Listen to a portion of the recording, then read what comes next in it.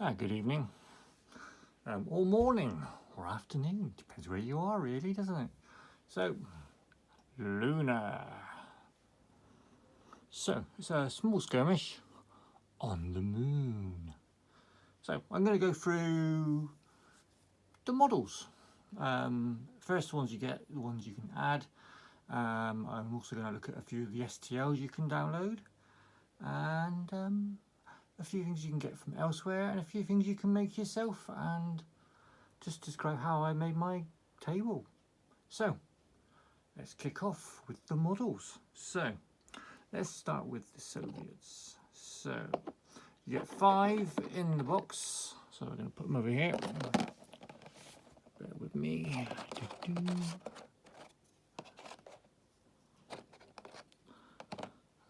5 models. Now you're generally probably going to use about 3 or 4 of them in your starter force. Being a skirmish, it's also got a campaign system or a let's just get together and have a game rules as well, where you can get a bit more equipment in there and have a bit more of a skirmish. But when you do the campaign, you start with very little and then you work your way up.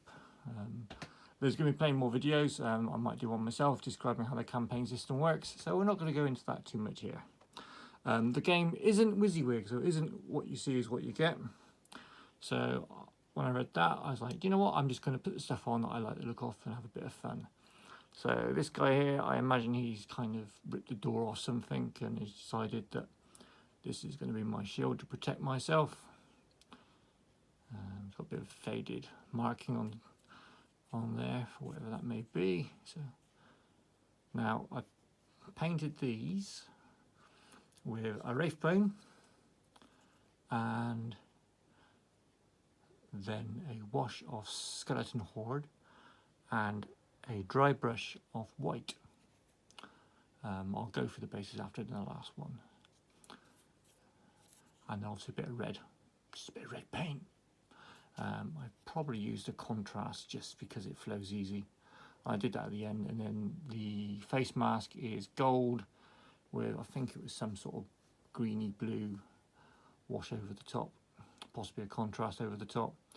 And then once the models were sprayed with a bit of matte varnish, I put a bit of gloss on the old windshield. So there you are. Windshield? There's no wind on the moon. You're mad. So this guy, obviously you've seen that guy with the shield. This guy here, this is a drilling machine. I made it quite dusty in that because the moon's quite dusty. And when you were painting, I did the bases after I painted the model, obviously. When I was dry brushing the base, I dry brushed a bit at the bottom of the legs just to show the dusted kind of legs. Because when you look on the videos of people on the moon, which there's not many because there's only been one landing on. Has there been any one landing on the moon? There's probably been a few. Anyway, people can argue no one's been on the moon, and we'll go with that. There's a guy with a pistol. There's a variety of pistols you can use, and there is also a expansion pack that has a few extra weapons in there. So this is I like to say I went for the dusty feel. What actually happened was that when I put the varnish on, the weather had changed and they frosted up, but I thought, you know what, let's go with it. I like it. So yeah, so it's kind of like I went for this one on the sky because it kind of reminded me a bit of an AK-47. So I thought, yeah, it's quite rushy. So the Russians get into their suits via this bit here, which is like a kind of a door, and they kind of squeeze into the suits from the back. And this guy here has got his sandwiches, or maybe cabbage or potatoes. You see, they're nice little models. I put a little bit of on the tube here. God, my fingernails are a state. Little bit of white cabling. Yes. There we are. So that is the cosmonauts from the Soviet Union, as it is based in the past. Okay, next is going to be the Americans that are in the starter box set. So this is all from the starter box set, these models, ones you're seeing at the moment. So this gentleman here, I gave him a little hammer So with the Russians, I gave them one guy with the mining drill so they could do a bit of mining. And so some of the missions require you to do a bit of mining. And I gave this guy a little hammer. And I quite like the little hammer. It's quite fun. You're kind of getting dusty for the same reason when I was doing the bases. And the weapon's quite dusty because it frosted up again. The helmets are the same sort of thing. Gold. And then like a wash over the top. And then when there's all been matte varnished, I just put a little bit of gloss varnish over the top of the gold. So this guy here has got a kind of shotgun, so a bit more military. You can put lots of red bits on, yellow bits on for around the hoses, but I was like, yeah. And then this guy here has got it's another miner. Look at this. He's got a power knife. I'm not quite sure how that works, but it's a powered knife. Yeah, there you are. And you can go. And this is. Oh, I thought I missed one out. How'd you get over there? So, my favourite one. A guy carrying a rock. Yes, you can have a guy carrying a rock. And why not? Why not throw a rock at your opponent, because they are readily available. So again, that was quite a bit. I quite like that one actually. I quite like the rock carrying ones. They're quite fun. Things I didn't want to do it all over the place because it kind of loses its uniqueness. And then the American flag. So this is a special item for the Americans. Is they get their flag. Wasn't as hard to paint as I thought it was going to be. I kind of tried to get the right amount of red stripes and the right amount of blue. I just put dots of white on there because no one's going to count them apart from you. But they're not very lined up, so you're going to lose count. And maybe there's less states or more states at the time. Who knows? But there we are. Maybe Russia got Alaska back. But yeah, there you are. That's a special little item for the Americans. So that's the models that come with the game. I then also bought, in addition, I got the Freelancers. Because I heard they had an interesting mechanic on how they use money to give themselves an advantage. So, there we go. Right, so with the Americans and these, what I did is I went for a white undercoat and then apothecary white contrast over the top. And then for these guys, I think I used the, it's like a Space Wolf grey contrast over for the grey bits. Just to make them a little bit different. And then for the weapons, I went a red, again to make them a little bit different to the Americans. I went for a bit more of a blue on the faceplate and little lights in there, which is quite cool. Little red cable. So this guy's got a pistol, probably going to be the leader. This guy here, he's got their special weapon, which is a mining laser. Now that's pretty cool. So I kind of thought, well, it's a piece of machinery, it's not a weapon, so I kind of went for a red canister to represent the gases held in the laser, I imagined, and then the yellow outer ring just like a warning. And then we've got this guy here. So this guy here has got a shotgun just like the Americans had. Yeah, and it's painted red, so they know it's a piece of dangerous equipment. This guy here, I like this one. So this one here has got a big monkey. Is it a monkey wrench? I don't know what the Americans call it. But there we are. But yeah, I like him. He's like running. Oh, I'm gonna smash ya. You know, he went out to drop a few nuts. Now he's gonna knock a few nuts. And then this guy here has got an interesting weapon. It's like a glue gun. So it's more for capturing things, and I kind of imagine the freelancers going out and fixing stuff with the glue gun, just like a quick repair on like a gas thing that's leaking, and just go psst. So yeah, you're not. The interesting about Lunar is you're not all military forces going out there to take over the moon. You're kind of out there on a mission, probably to do one thing, and then you just kind of see some of the enemy, and you're like, rumble in the jungle. So that's the figures. So lovely casts, great little models. Just going to take these away at the moment whilst you're looking at that. So I've also got 2 of the vehicles. Unfortunately, I haven't got the American buggy. It was out of stock at the time, so what I have got is I've got the Russian moon buggy. So I've seen a lot of people do them in greens and stuff like that, so it's more militaristic.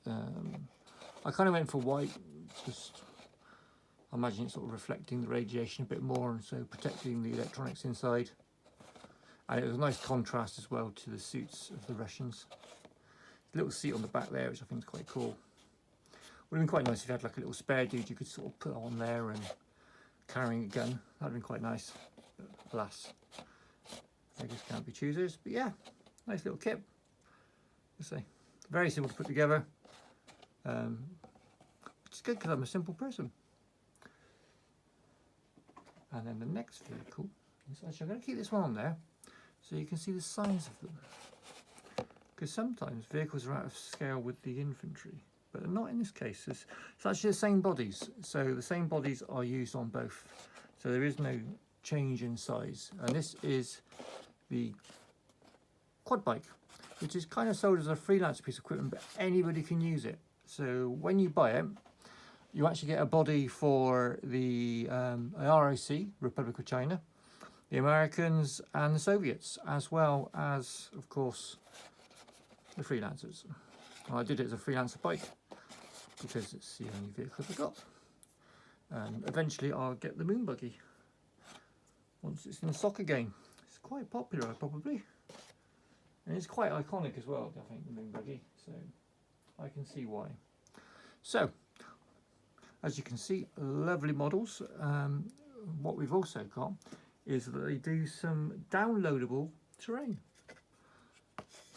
So we've got a few things here. We've got craters, so you can go on there and you can buy the STL for the craters, and they are nice STLs. And my friend printed these for me on his FDM printer.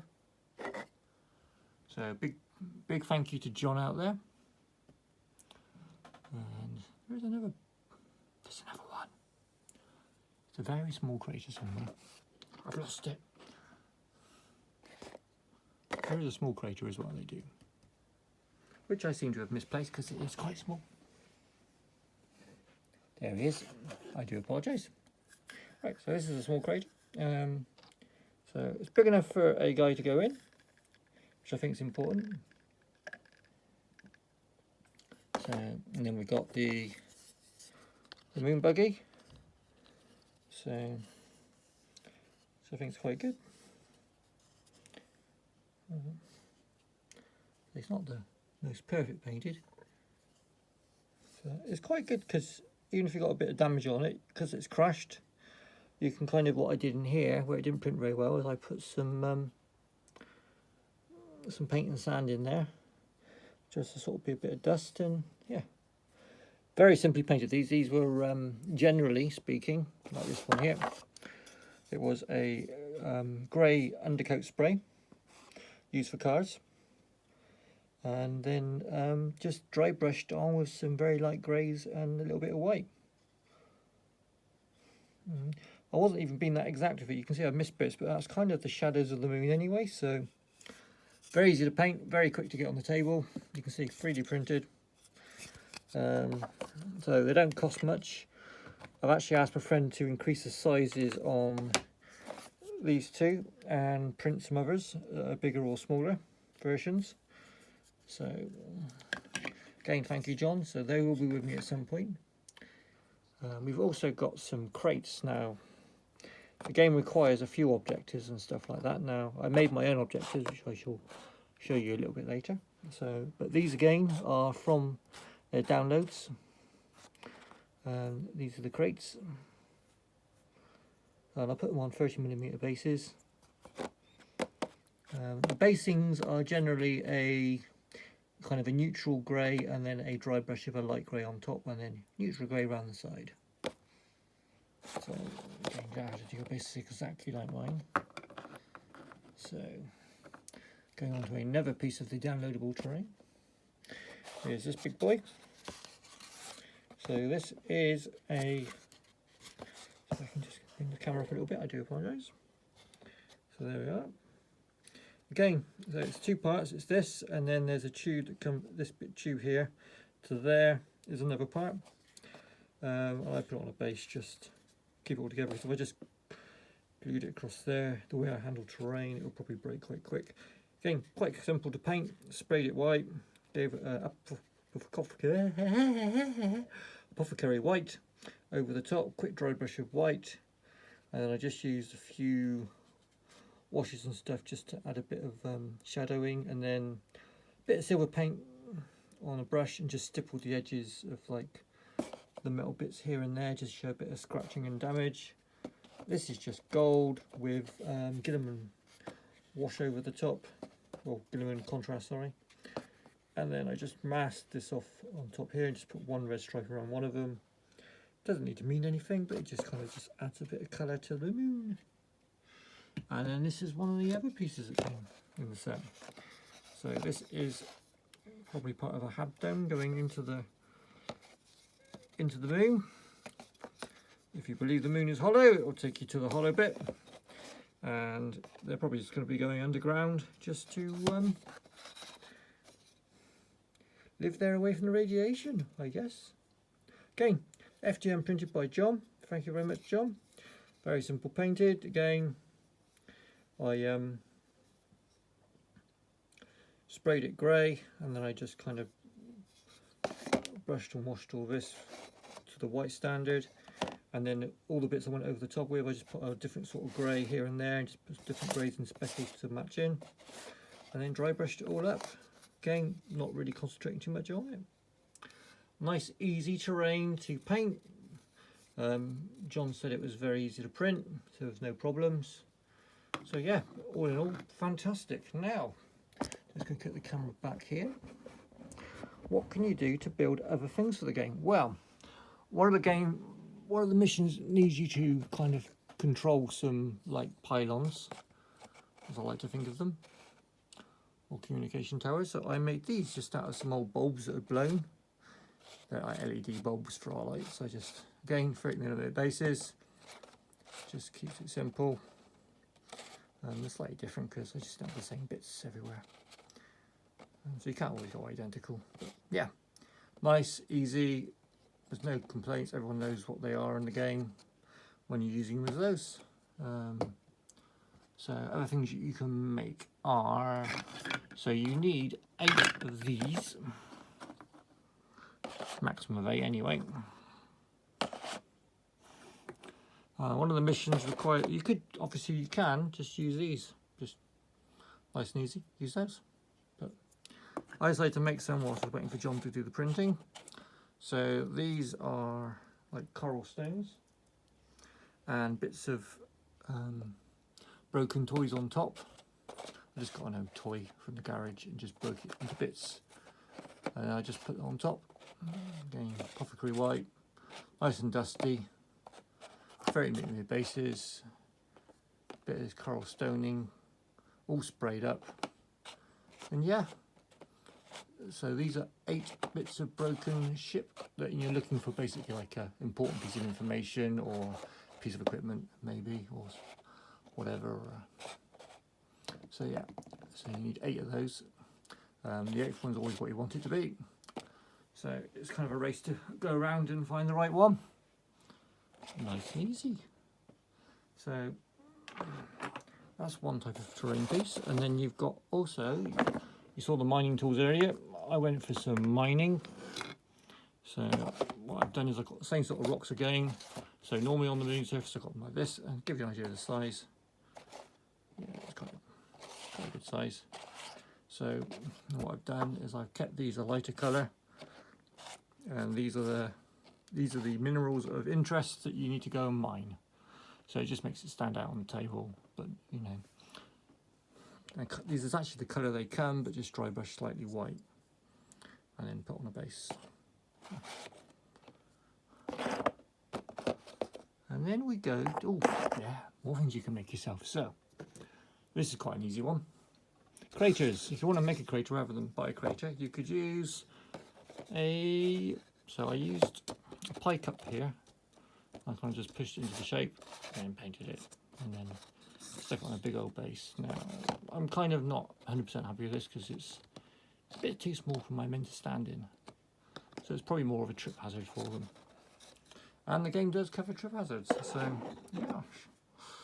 Right, another thing that you can make is hills. So these are ones that I repurposed from another game that I did. So this was kind of grass on it, so I kind of tried to pull it off. It didn't come out very well, but, so it's just darker shadows now. But this is foam here, and then it's the plaster cast bandages over the top originally, and then just sprayed grey, well, sprayed black, then sprayed grey, and then dry brush a little bit. Actually, I didn't do the dry brush on this. I think I just did a quick dash of white over the top.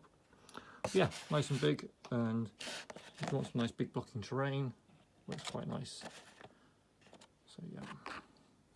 Another way, if you're not into a lot of like handicrafts and Blue Peter sort of stuff, as we call it in the UK, you've got bark.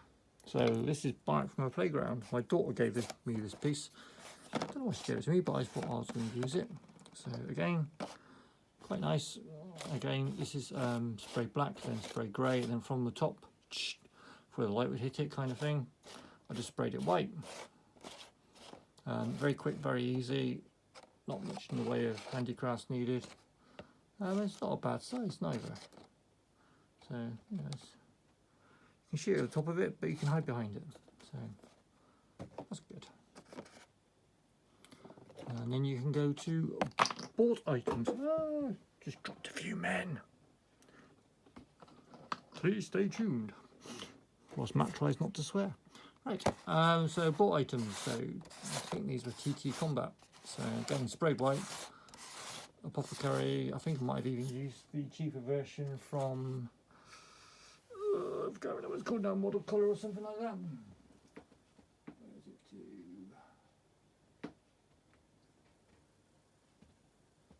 There it is. Army Painter. So I use this one for the terrain, and then the Games Workshop one generally for the models. Just because this is a lot cheaper. Is it any better? No. Is it any worse? No. Is it different? A little bit. That's my review of that one. Right, so yeah, nice, easy. So just quick and easy.